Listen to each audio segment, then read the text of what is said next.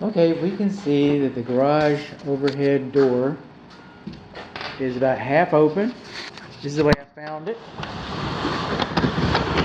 So this tells us that our spring is pretty much adjusted. But we do not have a door opener. So what we need for the door opener, we need a protective cover over the garage ceiling.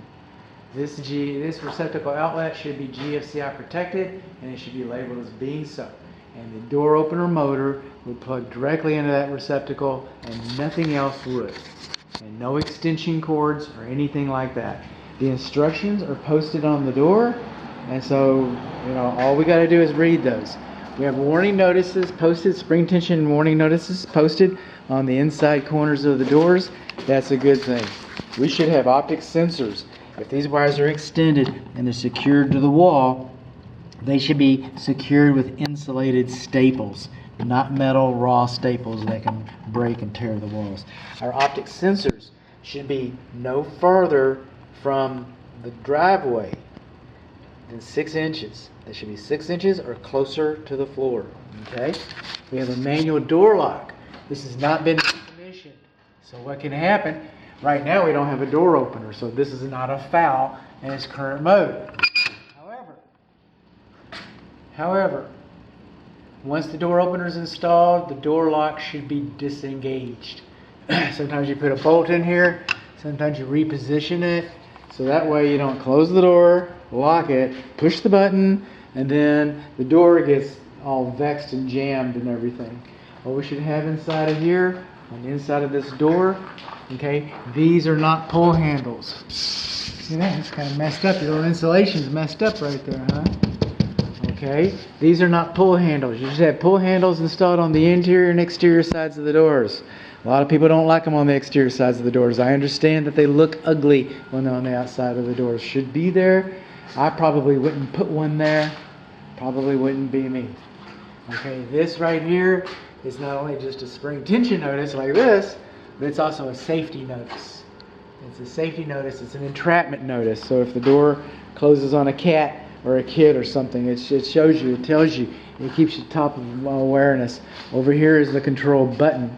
It should also have a safety notice posted to it. Alright, that button looks like it's going to be high enough from the floor. That's a good thing. Then our track going across here, it'll hook up here, our arm will hook up. We're going to be looking for a safety reverse pull handle. We're going to look for a safety reverse pull handle, and that will disengage the door in case of emergency, so I can test it like this. Now if I was here, if this was here, if I was doing this, no matter. I don't do block tests. The builder would be glad to take a piece of wood, put it down there, close the door so that it goes into reverse. I would use the optic sensors so that I at least had something, we'd have some knowledge about that, but I wouldn't do a block test. And that video, I would say the builder would be happy to show you the block test, and he will be happy to show you the block test. That's one of the builder's favorite things to do. It really is. They enjoy it. They like to take a piece of wood, they like to put it down there, and they like to show the clients when they're moving into the house that it's a safe garage door. I don't know why they enjoy it so much, but they're thrilled to show that to you. Alright, so we're just kind of moving on along here. That light wasn't part of the garage door opener, so I always like to try and catch a couple spares. Okay, how about this? Time for a little Inspector Theater. You ready? Can I come in? Come on in, Mr. Fire. The door's open for you. Thank you. You always make me feel so warm and welcome. I never get tired of that. But no, this door's supposed to have a spring. We don't require springs out here. No, yes you do. These springs are not part of code. Oh, yes they are. We just made a business decision. I believe that all right. But most of the things you care about, the things you care most about, your family, your pets, your friends, not necessarily in that order, all your investments, your art, your collectibles, your furniture, your life, your birth certificates, your social security information, everything that your passports, everything that you care most about is usually on this side of the door. This door should remain closed at all times.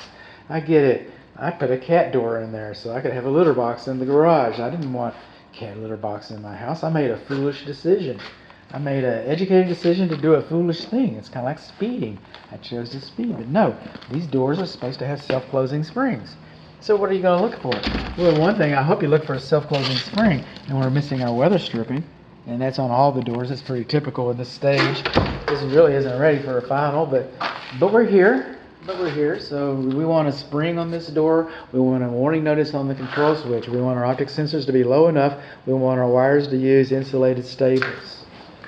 I'd like to see pull handles inside of the door. Our arm is supposed to have a disconnect. The builder will show you that. That should be GFCI connected. Nothing plugged into that. And our manual door lock would be decommissioned. And one thing, I don't know what it is, builders love to read instructions.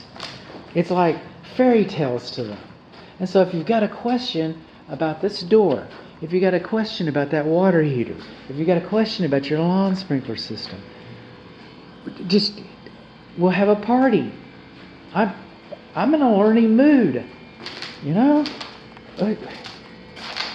It'll help my digestive system. Let's read the instructions. Let's see how that looks.